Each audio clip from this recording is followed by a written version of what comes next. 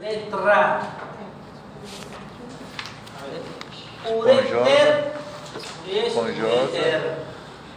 Uretra. La letra masculina, ¿cuántas? Tres.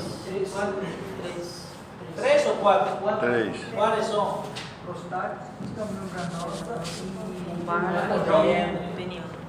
Vulvar y esponjoso. ¿Ya? A nivel de la uretra prostática, esta es la uretra prostática, ¿no? Esta es la próstata. Todo eso es la próstata. A nivel de la uretra prostática, en la pared posterior, esta es próstata, y esto vejiga. A nivel de la uretra posterior está el, ¿qué es eso? Ese ombligo, ¿qué se llama? El verum montanum. A nivel del verum montanum tenemos, posterior, lateralmente, tenemos la desembocadura de los conductos eyaculadores. ¿De dónde vienen los conductos eyaculadores? ¿De dónde vienen? Ya, deferente. Entonces el epidídimo se va a unir al conducto deferente. El epidídimo se encuentra en el testículo, ¿no es cierto? El epidídimo se encuentra en el testículo. Entonces se va a encontrar el epidídimo, cabeza, cuerpo, cola, y de ahí va a salir de la bolsa escrotal y se va a convertir en conducto deferente. El conducto deferente va a ir a unirse con el conducto de las vesículas seminales y juntos van a formar el conducto eyaculador. ¿Ya? Este conducto eyaculador va a ir a desembocar acá, a nivel de la uretra posterior. ¿Ya? Entonces, cuando uno se opera de próstata, cuando uno tiene cirugía de próstata, se lo saca todo esto y solamente queda la cápsula.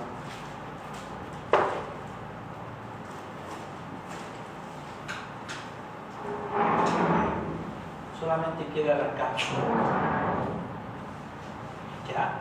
Entonces, lo ha sacado todo el tejido prostático, obviamente con regiones periféricas más queda, ¿no?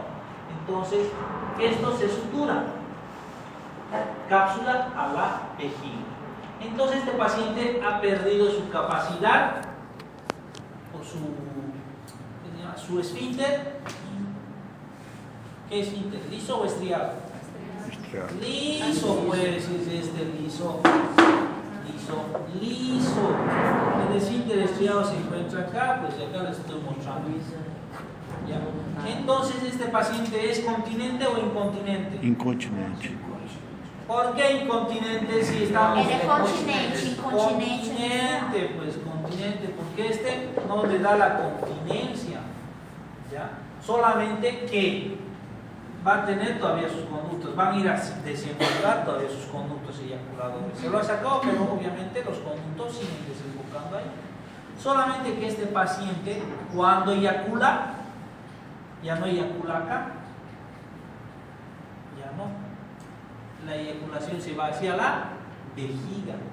¿Por qué? Porque este esfínter liso se encarga de que cuando uno eyacula, se cierra con alta presión, cosa que sale y sale expulsado hacia afuera. Entonces, como ya no tiene ese esfínter, eyacula y se va hacia la vejiga, porque esto está cerrado igual. Entonces no puede hacer la presión de acá. Entonces, posteriormente ya lo va a orinar el semen. ¿Se entiende? ¿Cierto? Entonces pierde eso. Pero este paciente sigue continente. ¿Ya? ¿Está claro?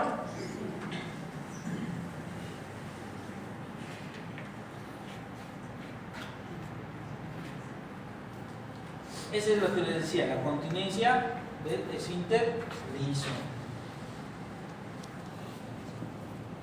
Ya. La inervación sensorial motora. Va a existir una fase de llenado vesical, almacenamiento y vaciamiento vesical. ¿Ya?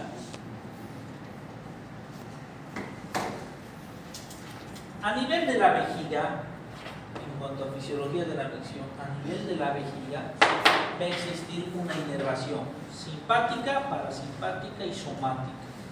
¿Ya? La simpática va a estar a cargo de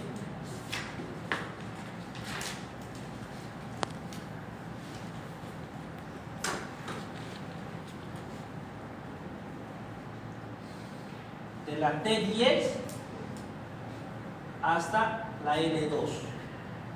De la T10 a la L2 va a salir la inervación simpática a través del plexo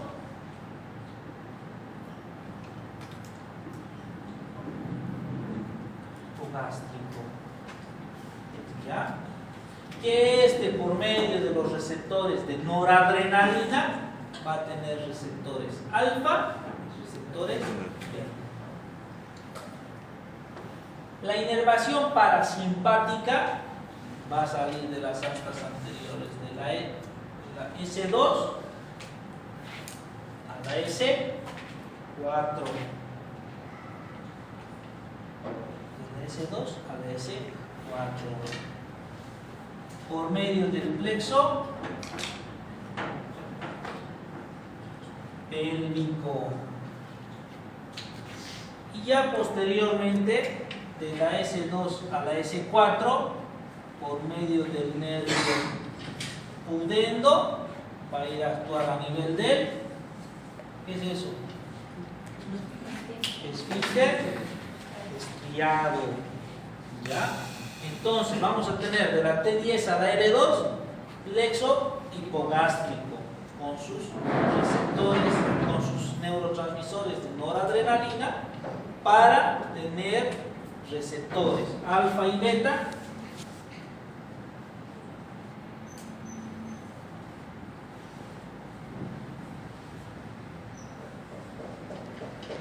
alfa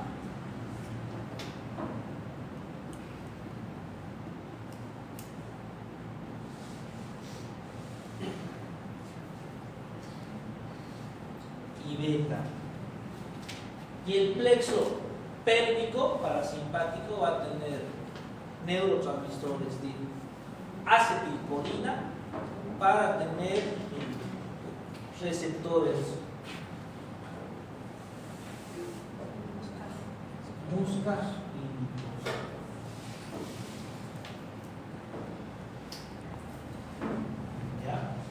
Y ya el plexo pudendo va a estar a cargo del plexo nervio somático, encargado del nervio del esfínter estriado. ¿Ya? Entonces, el plexo hipogástrico va a tener receptores alfa y beta. Los beta van a producir un relajamiento de la vejiga y los alfa una contracción a nivel del trígono vesical, o sea, a nivel de esfínteres ureterales y el esfínter liso. ¿Ya?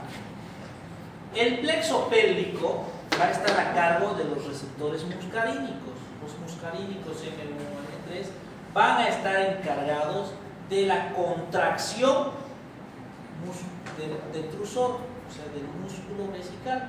¿Ya? El detrusor se llama a la unión de todas las fibras musculares de la vejiga, entonces el detrusor.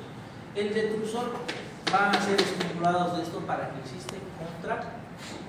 ¿Se entiende? ¿Está claro? Entonces, el plexo pélvico encargado de qué está? ¿Del llenado o vaciado? ¿De qué? Vaciado. ¿De qué? Es vaciado. ¿Llenado o vaciado vesical? Vaciado. El vaciado vesical, porque muscarínicos estamos diciendo, ¿no es cierto? El muscarínico lo que va a hacer es contracción del detrusor. Y a cargo del llenado va a estar, ¿cuál? El hipogástrico. ¿Por qué? Porque el hipogástrico nos va a dar una estimulación a nivel, una contracción a nivel del trígono y una relajación de las paredes, ¿no es cierto? Y al existir eso va a haber llenado vesical, ¿no es cierto? Porque se están cerrando las compuertas y se están relajando las paredes. Entonces, si yo tengo una lesión acá, y esto está bien, ¿qué pasa con ese paciente?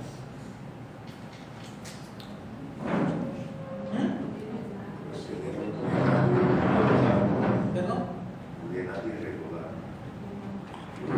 Claro que no está irregular, pero ¿qué pasa? Con esa vejiga, ¿qué pasa? O sea, esté bien este y esté mal esto, o esté mal esto, pues está irregular, sabemos que está irregular. Pero ¿qué pasa? ¿Qué pasa con esa vejiga?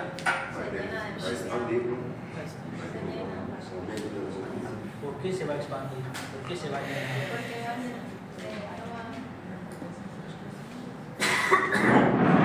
Al contrario, si yo estoy anulando este y solo está funcionando este, ¿qué hace el pélvico y muscarínico?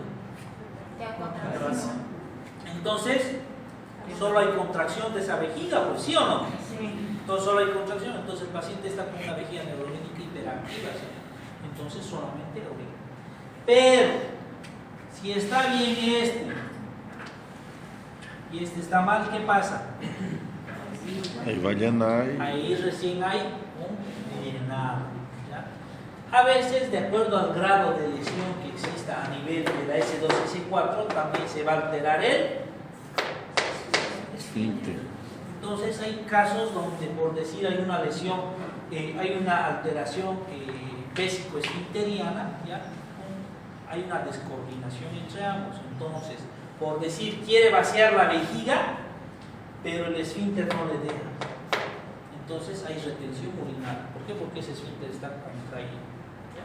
Es una alteración vésico-esfinteriana. ¿Se entiende? ¿Está claro? Sí. ¿O explicamos de nuevo? También.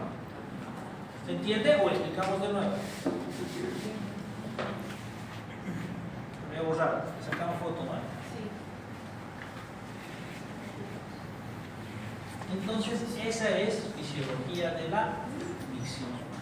Desastre tiene este. Localización del pene, una arteria dorsal profunda y dorsal superficial del pene. La arteria dorsal del pene va a dar la arteria circunfleja, y las arterias circunflejas va a dar lugar a las arterias cavernosas, los cuales van a ingurgitar los cuerpos cavernosos de sangre, ¿ya? Todo esto se va a producir por un método de la guanidrosin monofosfato que este va a llegar a activar a nivel de los retículos endoplasmáticos lisos, ¿no es cierto?, el paso de calcio. El paso de calcio va a producir la ingurgitación, la erección, ¿ya? Entonces se van a llenar los sinusoides cavernosos de sangre, ¿no es cierto?, de esta manera. Esto es lo que va a pasar a nivel arterial y a nivel de los sinusoides. Entonces hay un momento donde se abren los sinusoides, entonces a medida que estos se llenan de sangre, ¿no es cierto?, van dificultando la salida de sangre. O sea, solamente entra, pero les dificulta la salida. Entonces mediante ese proceso se va a producir el grado de erección. Que sale la erección, ¿ya? Llegas tarde y encima a hablar y reír. Fases de erección peneana. Las fases de erección peneana son 4. Fase flácida, fase de latencia, fase de erección rígida y la fase de tumescencia. Ya saqué la foto en pregunta de examen. Vamos a hablar de las presiones.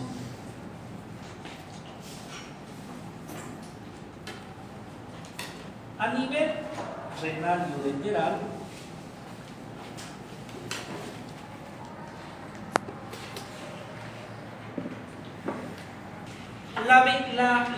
la pelvis, entre pelvis y cálices tenemos un sistema de marcapasos, ¿ya?, que se encuentran cálico-caliciales y cálico-pélvicos, ¿ya? Este sistema de marcapasos se va a encargar de producir una estimulación, así como el sistema de marcapasos en el corazón. Igual este sistema de marcapasos va a hacer que se vaya produciendo la expulsión del bolo urinario, ¿ya? Esta expulsión del bolo urinario aproximadamente ya una vez que está en el uréter va a ser de aproximadamente 6 centímetros, de 2 a 6 centímetros por segundo, ¿ya? Que van a ir recorriendo el uréter. Entonces, de acuerdo a eso, a nivel de la pelvis renal, ¿ya? Se va a producir una presión aproximadamente de 0 a 5 centímetros de agua o milímetros de mercurio, que es lo mismo, ¿ya? Esa presión va a ser intrapélvico. Mayor de esto ya podemos decir que existe un proceso obstructivo, lo cual no está dejando que expulse la orina y hay una acumulación de orina. A nivel ureteral es 20 centímetros de agua normalmente, pero recuerden que el uréter se contrae, ¿no es cierto?, para expulsar el bolo. Y además de eso tiene que vencer el grado de contracciones, va a hacer que poco a poco vaya aumentando sus presiones, que van a llegar hasta aproximadamente 80 centímetros de agua. A nivel vesical, normalmente se tiene de 30 a 40 centímetros de agua de presión.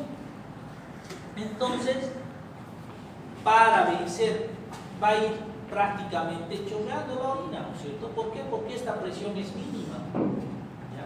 Pero esta presión va a ir aumentando a medida de que vaya aumentando la cantidad de orina, porque a un principio es de 10 centímetros de agua. Entonces, si la presión en el uréter es mayor a la de la vejiga, va entrando, ¿no es cierto? Va pasando fácilmente. Pero a medida que la vejiga se va llenando y sus paredes también hacen un grado de contracción, ¿ya? Va a ir aumentando la presión intravesical, lo cual va a producir, ¿no es cierto?, que este supere las presiones incluso uretrales.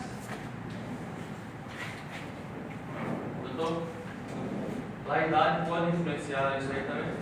¿En qué? ¿En las presiones? Sí. No la edad, pero si este paciente ha sufrido, por decir, alteraciones prostáticas o alteraciones obstructivas que haya, o alteraciones nerviosas, por decir un diabético, un prostático, o uno que ha tenido un ACV que ha ido a alterar su neurofisiología, porque se ha alterado el esfínter, entonces va a producir un deterioro a nivel intravesical. Entonces, ¿por qué? Porque esta vejiga está trabajando más de lo normal. Entonces, como está trabajando más de lo normal, primero va a haber una hipertrofia de la musculatura, o sea, fisiológicamente van a ir, va a haber una hipertrofia y una hiperplasia de la musculatura, hasta que llega un momento que va a producir un grado de fibrosis con acúmulo de colágeno y va a disminuir la elastina. Entonces, el colágeno tipo 3 es el que se va a apoderar de la vejiga, entonces esta vejiga va a disminuir su distensibilidad. Entonces, al disminuir su distensibilidad va a alterar todo lo que es normal. ¿Por qué? Porque esta vejiga ya no se distiende de la misma manera. Ahora, si se distiende, esa vejiga va a sufrir hipercontractilidades, entonces se va a ir alterando la función.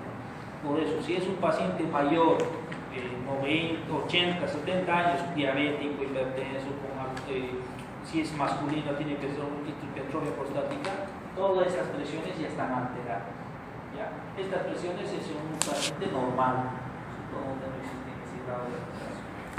¿Está clara la duda? Ya, entonces, a nivel uretral, me interrumpen ya si tienen alguna pregunta, como el doctor, ¿está bien? Tienen la mujer 80 normalmente, pondremos una presión de 100, 110 milímetros de mercurio, centímetros de agua. Entonces, para que venza esto, ¿cierto?, la vejiga tiene que producir una contractilidad vesical. Entonces, al producir esa contractilidad vesical, va a aumentar esto para vencer este 110. Porque con 40 no lo va a vencer, por eso tiene un cierto grado de continencia. Pero si por decir esta vejiga, ¿qué es el compliance vesical? ¿Saben qué es compliance vesical? El que me responda 5 puntos en su final. Está en su libro, si leían el tema, ¿qué es eso? Capacidad total sin alteración de la presión. Bien, doctor. ¿Ya? ¿Dónde escuchó eso? Ya. Te voy a dar, te vas a acercar ya al último. No pensé que iban a contestar casi 2 más. Se acerca ya al final, se le voy a dar sus 5 puntos. Bien, doctor. Lean. ¿Ya? El compliance vesical es la capacidad vesical total sin que exista un cambio de presiones intravesicales. ¿Ya? Entonces, normalmente el compliance vesical, en algunos te dicen 300, 350 cc, en otros te dicen 350, 400 cc de orina. ¿Ya? Entonces, si por decir mi compliance vesical es de 400, ¿ya? 400 cc, el 25%, ¿cuánto es? ¿Cuántos cc? 100. ¿Ya? Entonces, a los 100 cc se produce el primer deseo miccional. ¿Ya? Entonces, la compliance vesical hemos dicho que es 400. ¿Ya? Pero si esta vejiga tiene 800 cc, ¿qué va a pasar? Va a aumentar la presión. ¿Por qué? Porque hay mayor cantidad de orina. Entonces, aparte de haber mayor cantidad, esa vejiga va a ser más de lo normal para contraerse. Entonces, su presión va a ser alterada a nivel vesical, va a estar muy elevada. Lo cual va a vencer esto posiblemente y también las presiones laterales. Entonces, la orina, ¿hacia dónde? Si aquí meto 5.000 alumnos por una ventana, ¿por dónde van a salir? Por los otros, después por la puerta, por las otras ventanas van a seguir, ¿no es cierto? Entonces lo mismo pasa, debido a que se ha sobrellenado esta vejiga, ¿no es cierto? La orina va a haber reflujo hacia los riñones y reflujo hacia... Es por eso que los pacientes que están con alteración vejiga o próstata, que están llenadas, muy bien esa vejiga, se van orinando a gotas. Entonces el paciente aparece mojado, ¿no es cierto? Posteriormente hay insuficiencia renal. ¿Por qué? Porque esta va a orinar de los 1000 que tenía, orina 200 y se queda 800. Seguimos alterados, ¿no es cierto? Entonces está superando ese compliance vesical, entonces por ende eso. Pero en una persona normal que tiene 300 cc, por decir, ¿no es cierto? Entonces de orina en la vejiga, entonces llegará a tener 60, 80 milímetros de mercurio, ¿no es cierto? Pero ya hay deseo miccional. Entonces va a orinar, entonces posiblemente no produzca reflujo. ¿Por qué? Porque el uréter también tiene mecanismos antirreflujo. Uno puede ser la disposición de los meatos ureterales, ¿no es cierto?, que son así medio elongados, que va a diferenciar de unos meatos en palo de golf, que son así redondos, que normalmente pasan directamente, ¿no es cierto? No tiene un mecanismo antirreflujo. El mecanismo antirreflujo va a ser este. Hay cierta porción del uréter que va a ser intravesical, ¿no es cierto? Son 3 porciones del uréter, me dijeron la abdominal, pélvico, ¿no es cierto? Entonces, una porción del uréter, la porción terminal, 1 centímetro aproximadamente, se va a adherir a las paredes de la musculatura vesical. Entonces, a medida que se va distendiendo la vejiga, estos uréteres se van cerrando debido a que estos meatos están colapsados, ¿no? Se van a ir achicando. Entonces va a producir un mecanismo antirreflujo. ¿Se entiende? Entonces es por eso que si es que la vejiga tiene una cantidad de orina normal, no va a haber reflujo. ¿Ya? Y obviamente cuando uno vaya a hacer fuerza al baño a querer orinar, va a aumentar la presión intravesical para vencer la presión uretral y esfínterica. ¿Ya? ¿Preguntas, dudas? ¿Se entiende? Este quedado puede llegar a romper la vesícula urinaria, a explotar, Así, sin que exista, por decir, si es agudo, no. No, si es agudo, no. O sea, no va a producir, a no ser que tú le des un golpe, ¿no es cierto? Es por eso que el paciente que viene traumatizado con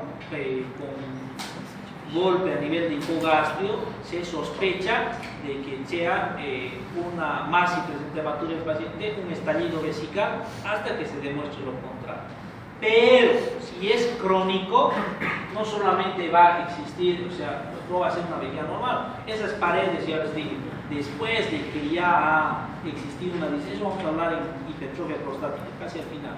Esa vejiga ya se ha alterado, ya no tiene esa hipertrofia musculatura que tenía anteriormente y es una vejiga deteriorada, con paredes delgadas, duras, ¿no es cierto? Porque están llenas de colágeno. Entonces, en ese momento, no solamente va a ser una vejiga, sino también puede llegar a presentar divertículos, ¿ya? Que va a ser una debilidad de la musculatura con salida solamente de glucosa. En ese momento sí puede haber perforación de divertículo, ahí sí. Pero si es una vejiga normal, yo por ejemplo tengo buen complejo vesical. Yo me acuerdo una vez cuando fui a una fiesta de medicina, cuando estaba en primer, segundo año, justo me encuentro con uno, yo voy al baño, estábamos en la fila, ¿no es cierto? Era una fiesta, habíamos tomado mucho, entré al baño y detrás había estado un docente de anatomía.